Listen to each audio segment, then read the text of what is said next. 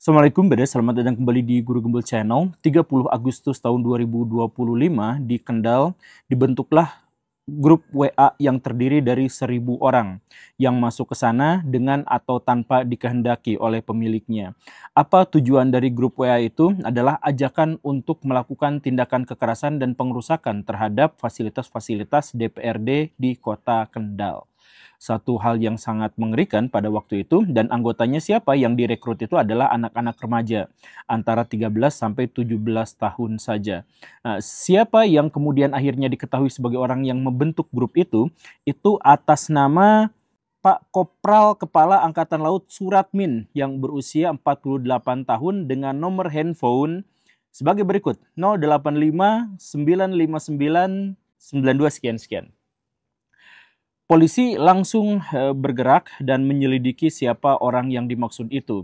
Dan ternyata diketahui bahwa orang yang dimaksud itu sudah bikin 3 grup sekaligus dalam waktu 1 hari dengan anggota grup WA yang cukup banyak.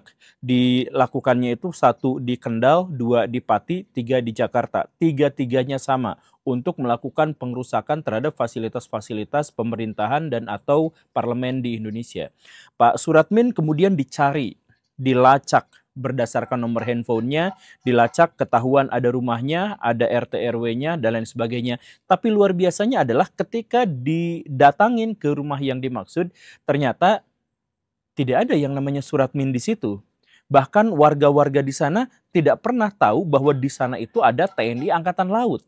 Jadi ada 2 kemungkinan di sini. Nama Suratmin memang benar-benar ada dan pada waktu itu memang benar-benar melakukan provokasi, tetapi memiliki kelihayan yang luar biasa sehingga ketika dicari oleh polisi tidak pernah ditemukan. Yang kedua adalah TNI Angkatan Laut dalam hal ini difitnah, diframing seakan-akan bikin kerusuhan, padahal namanya, alamatnya, orangnya tidak pernah benar-benar faktual. Jadi itu dusta belaka. Silahkan Baraya berpikir mana yang benar di antara 2 versi itu, tapi saya punya lebih banyak cerita lagi belakangnya. Masih di tanggal yang sama, tanggal 30 Agustus itu ada 2 orang, setidaknya ada 2 orang intel TNI yang ditangkap oleh Brimob. Yang pertama bawa modem, yang keduanya ketahuan sedang berupaya untuk membakar fasilitas dari kepolisian. Nah, 2 orang ini kemudian mengaku sebagai intel TNI dan setelah ditangkap kemudian diomong-omongin, mereka mengatakan ya kami memang intel tapi kami datang di sini bukan untuk memprovokasi, bukan untuk melakukan pengerusakan, kami di sini justru untuk memetakan kondisi, situasi dan kondisi. Kami kan intel gitu ya dan sebagainya. Hal yang cukup mengejutkan adalah bahwa polisi yang biasanya segan terhadap TNI ini justru malah mempublikasikannya, memviralkan termasuk juga nomor KTA-nya. Kartu tanda anggota TNI-nya. Yang jadi masalah yang menjadi cukup janggal dalam hal ini juga adalah yang pertama adalah emang kalau Intel dia melakukan aksi spionase bawa KTA gitu.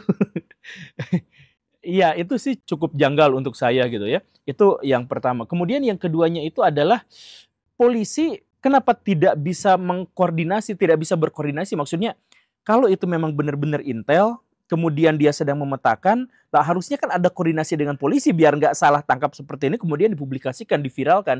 Ini aneh gitu. Ini bagi saya benar-benar aneh. Jadi Baraya begini ya, TNI, polisi, pejabat itu takut banget sama yang viral-viral. Kita tahu itu. Mereka tidak takut pada apapun kecuali kalau diviralkan. Nah, tapi dalam hal ini kenapa mereka justru malah memviralkan sesuatu yang justru menjadi aib mereka gitu. Bagaimana menurut Baraya? Saya berharap Baraya menunda dulu kesimpulannya karena ini penting. Menunda kesimpulan itu benar-benar penting. Saya punya beberapa cerita lagi. Ada warga sipil namanya Pak Mugianto. Pak Mugianto itu ketangkap oleh polisi ketika dia melakukan pengerusakan pada sejumlah fasilitas umum. Dia ditanya, diinterogasi, siapa yang nyuruh? Yang nyuruhnya itu namanya adalah Bayu berusia 24 tahun. Mau tahu nomornya? Nomor HP-nya? Bayu yang berusia 24 tahun itu ternyata adalah putra dari seorang perwira TNI yang namanya adalah Pak Peltu Purwanto. Begitu. Nah, balik lagi, apakah Pak Sugianto ini sebenarnya memang disuruh oleh Pak Purwanto atau ketika dia ditanya, dia bikin operasi bendera palsu di mana dia disuruh oleh seseorang tetapi mengaku sebagai seseorang yang lain untuk mengecoh, untuk membuat bosnya justru tidak ketahuan. Bisa juga seperti itu. Oke, lanjut, ada cerita lagi. Ada cerita dari Ibu Setiawati. Ibu Setiawati ini dia mengumpulkan demonstran. Bahkan dia rela membayar, satu orang demonstran dia bayar Rp62.500 dibagikan kepada orang-orang itu untuk melakukan pengrusakan, penjarahan, pembakaran terhadap fasilitas-fasilitas tertentu yang dia sudah tuduh. Dia juga sebelumnya sudah melakukan upaya provokasi ini dengan iming-iming Rp50.000 terhadap para demonstran yang tersulut emosinya. Dia juga adalah seorang istri dari perwira TNI. Kemudian ketika dilacak, dicari-cari, pas ditanya, ternyata beda lagi ceritanya. Ternyata orang yang dimaksud katanya bukan istri dari seorang anggota TNI. Justru malah dia itu adalah janda dan dia sedang dagang. Nah, jadi ada begitu banyak cerita-cerita yang cukup membingungkan dalam hal ini. Apakah TNI memang biang dari kerusuhan ini? Ataukah dia diplot, di-framing oleh pihak yang lain yang menghendaki agar TNI itu dilemahkan? Nah, luar biasanya adalah ini juga ada cerita plot twist di balik plot twist lagi.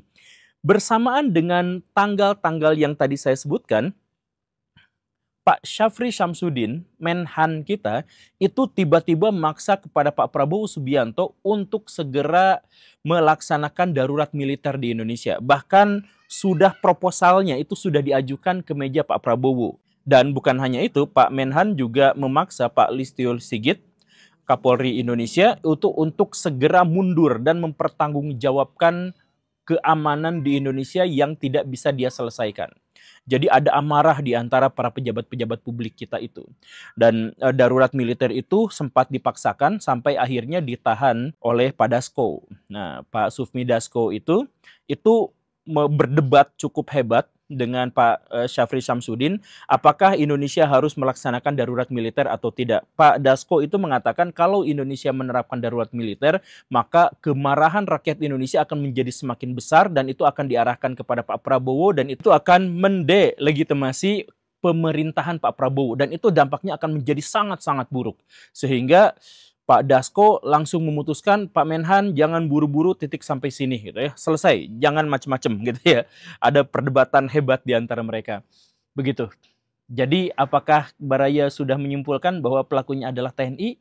Nah, sayang sekali luar biasanya adalah berita tentang perdebatan antara Pak Dasko dengan Pak Syafri itu hanya bisa saya temukan di satu media saja, yaitu Tempo. Tidak ada media yang lain yang memberitakan itu. Bahkan berita-berita yang lain justru menyangkal itu. Nah, jadi dalam hal ini, A, kemungkinannya adalah TNI memang benar-benar berniat untuk melakukan darurat militer, atau B, sebenarnya TNI difitnah. Salah satunya adalah oleh Tempo. Tempo dalam hal ini kita ketahui sebagai media di Indonesia yang selalu mengkritik pemerintah dan memiliki afiliasi yang sangat kuat dengan media-media di dunia internasional.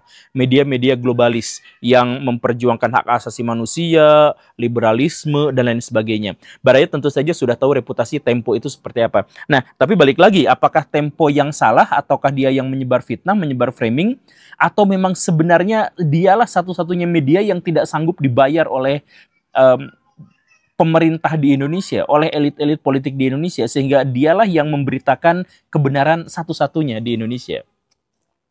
Kita kembali pada para perusuh tadi, siapa sesungguhnya yang mendorongnya.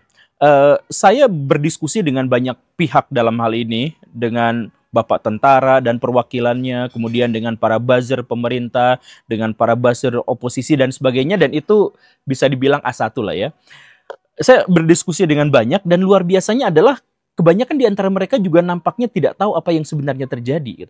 Makanya saya langsung balik lagi ke informan saya, Mamang-mamang ojol di Jakarta. Nah, mamang-mamang ojol itu menceritakan bahwa mereka itu pernah demo satu waktu, dan dia dan teman-teman ojolnya pernah memergoki ada sekelompok remaja usia 17 sampai 25-an, usia nanggung seperti itu, yang didatangkan dari Tangerang bawa molotov.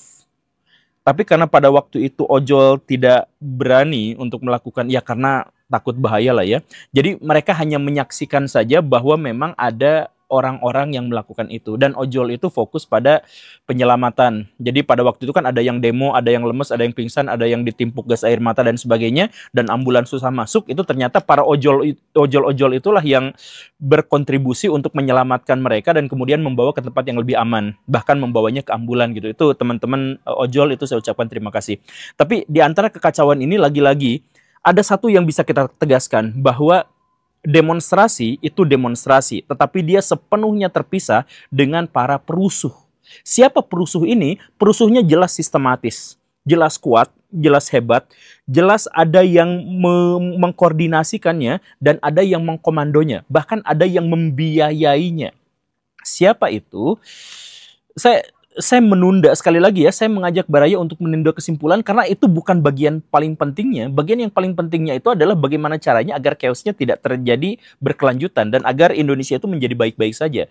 Saya telah memetakan dalam hal ini ada 7 elemen dari semua ini yang terlibat dan kadang-kadang bekerja sama, tetapi satu sama lain sebenarnya mereka memiliki kepentingan yang sangat-sangat berbeda. Dan inilah yang menjadi pemicu kenapa orang-orang yang ada di sini, pihak-pihak itu tidak tahu apa-apa gitu. Karena mereka tuh saling menunggangi satu sama lain, sehingga satu pihak tidak tahu apakah saya juga ditunggangi atau saya sedang menunggangi gitu. Tapi ada 7 kelompok yang saya maksud ini. Nomor 1 adalah para demonstran asli.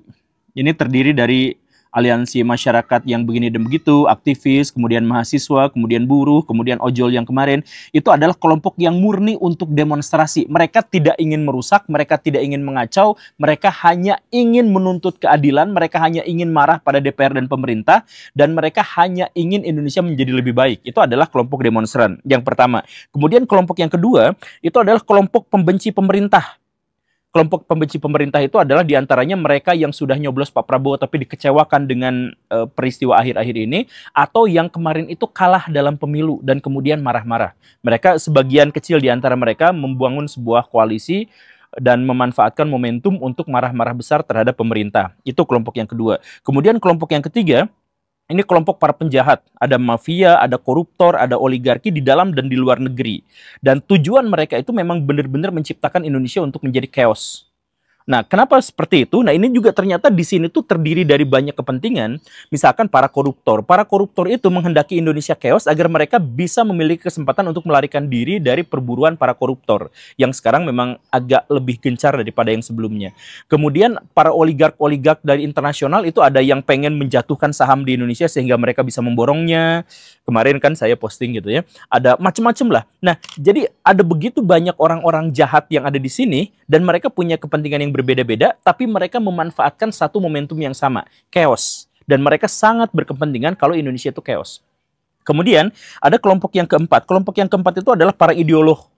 Para ideolog itu adalah kelompok sayap kanan, ya begitu ya, kelompok sayap kiri yang ingin agar Indonesia itu lebih maju, lebih mandiri, lebih berdikari, lebih liberal, lebih humanis, dan lain sebagainya. Jadi mereka komplain terhadap pemerintahan Pak Prabowo yang dianggap represif, dianggap tidak sesuai dengan kepentingan rakyat dan sebagainya. Tapi mereka itu ideologinya adalah ideologi tertentu juga gitu, dari luar. Nah, dalam hal ini Tempo bisa kita masukkan ke dalam salah satu kategori itu, di mana dia itu memang kita mengetahui bersama lah ya, dia memperjuangkan kebebasan, dia memperjuangkan liberalisme yang seperti itu, dan ada dugaan juga dia berafiliasi dengan kelompok tertentu. Tapi intinya niatnya dalam hal ini, kelompok yang ini tuh sebenarnya adalah kelompok yang baik.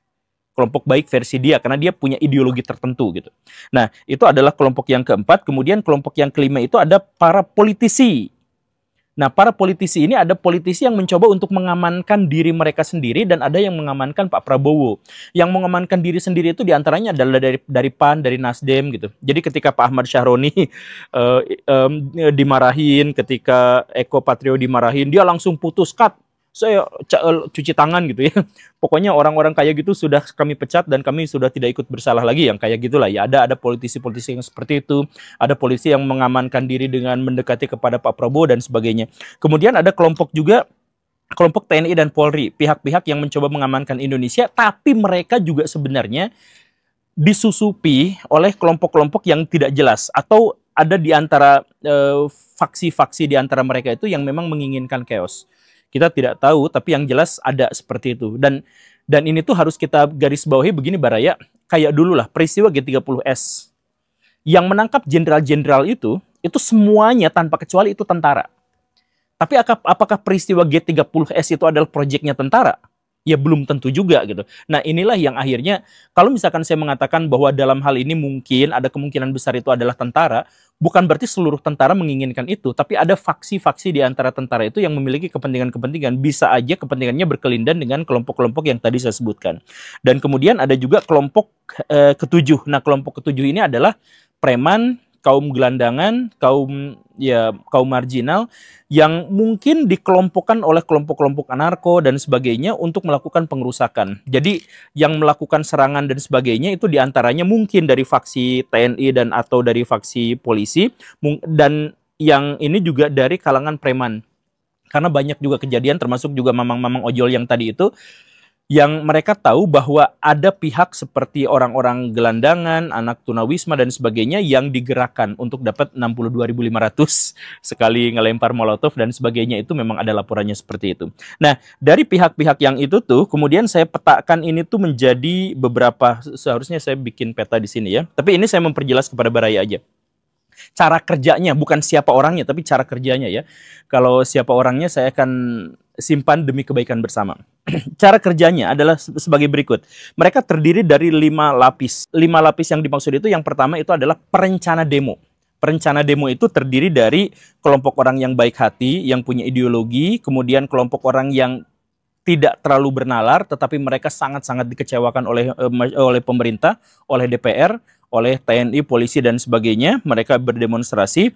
Kemudian dari aktivis demokrasi, dari dalam dan luar negeri, dari NGO dan lain-lain itu juga ada. Dari ormas-ormas itu juga ada. Tapi tujuannya adalah demo, bukan rusuh ya. Tujuannya itu demo. Yang bermasalah itu adalah dari kelompok kedua sampai kelompok kelima.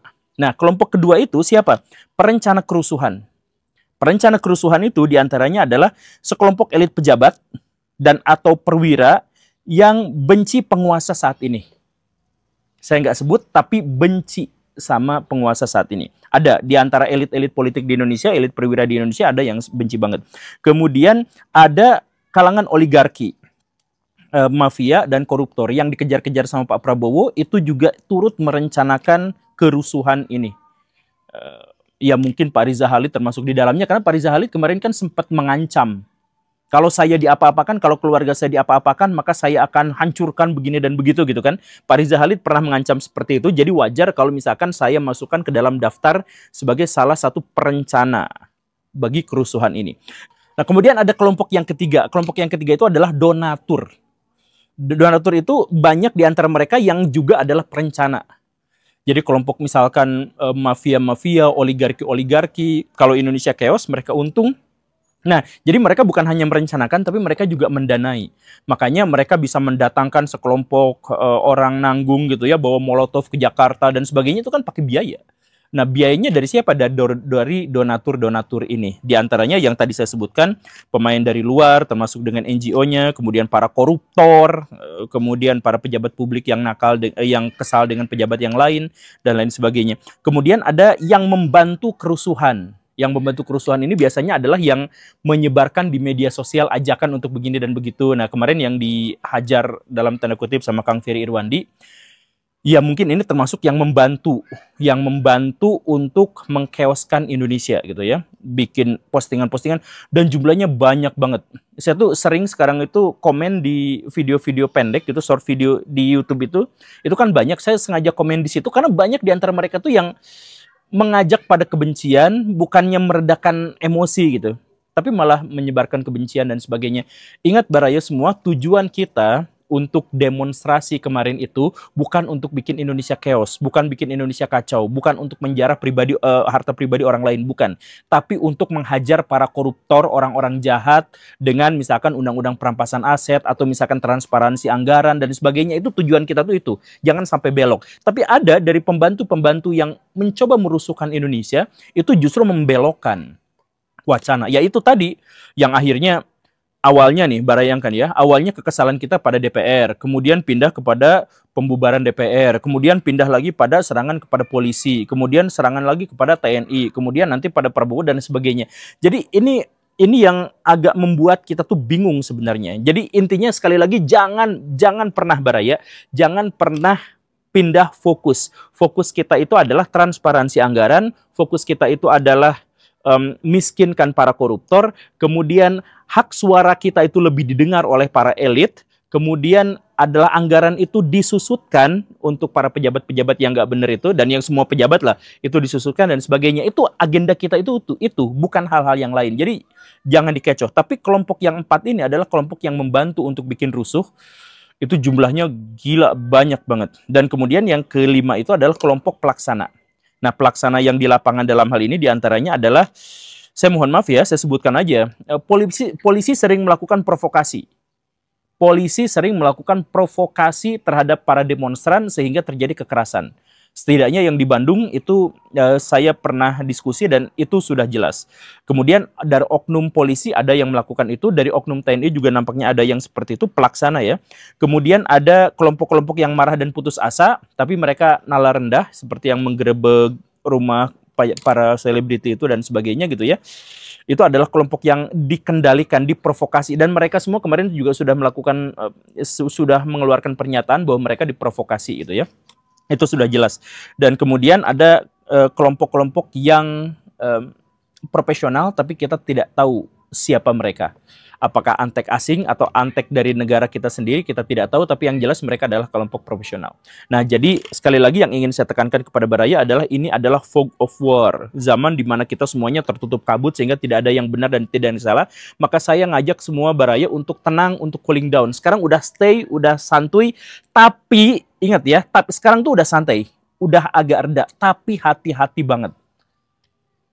Karena mereka masih punya kekuasaan, mereka masih punya power, sehingga mereka bisa aja bergerak lagi. Jadi tetap fokus pada tujuan kita untuk membersihkan Indonesia dari para tikus-tikus jahat, dari para koruptor, dari orang-orang yang memanfaatkan jabatannya. Fokus kita tuh ke situ.